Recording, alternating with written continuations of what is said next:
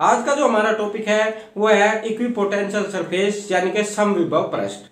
आज हम इस समविभव पृष्ठ के विषय में डिटेल में पढ़ेंगे। यानी कि समविभव पृष्ठ यानी कि जिसके प्रत्येक बिंदु पर विभव इक्वल होता है, समान होता है, उसको हम समविभव पृष्ठ या इक्विपोटेंशियल सरफेस कहते हैं।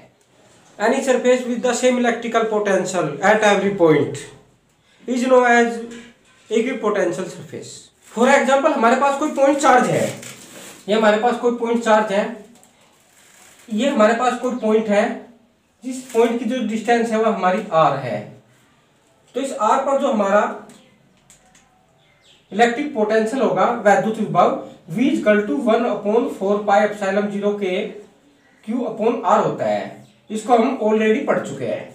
एक ऐसा पृष्ठ ढूंढना है जिसके प्रत्येक पॉइंट पर जो है वैद्युत विभव हमारा क्या हो, समान हो, इलेक्ट्रिक पोटेंशियल इक्वल हो।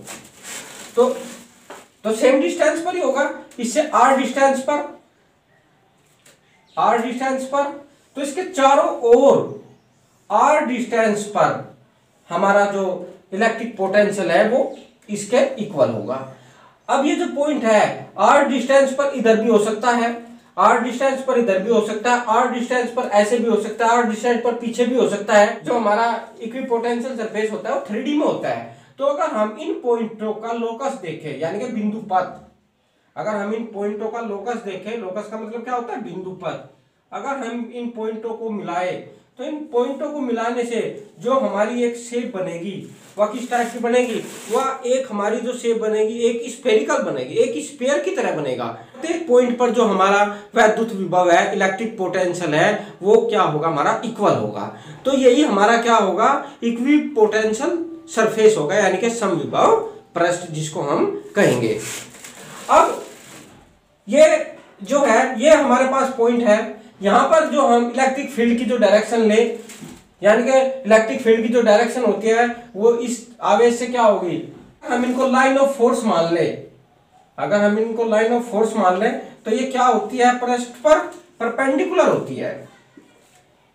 ये हमारी लाइन ऑफ फोर्स होगी और ये पृष्ठ की क्या होगी, जो हमारा सरफेस था उसके उस पर क्या है, ये परपेंडिकुलर है। हमारी समविभव पृष्ठ होता है इक्विपोटेंशियल सरफेस, एक ऐसा सरफेस जिसके प्रत्येक पॉइंट पर वैद्युत विभव समान होता है, इक्विपोटेंशियल सरफेस कहते हैं।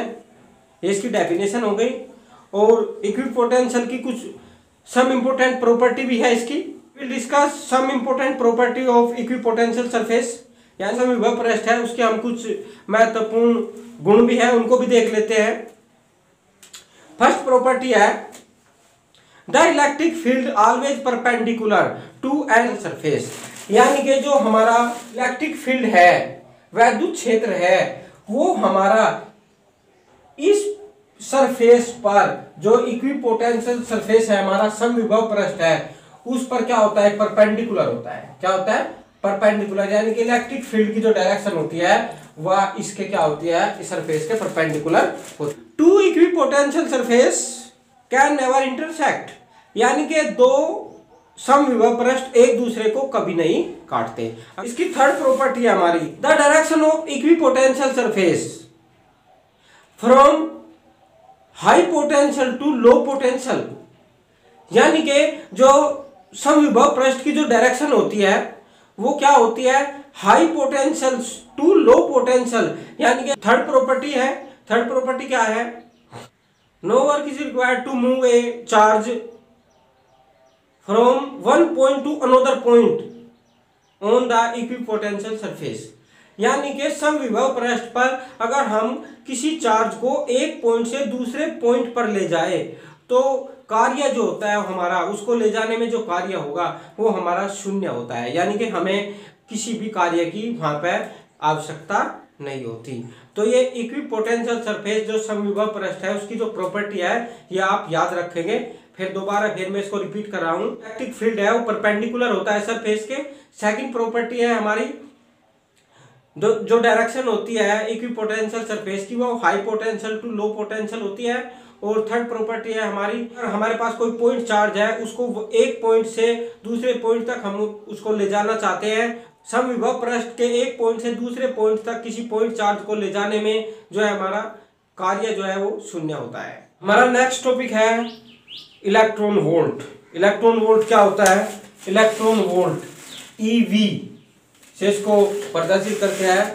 इलेक्ट्रॉन वोल्ट होता है गतिज ऊर्जा जो होती है उसका मात्रक है ये।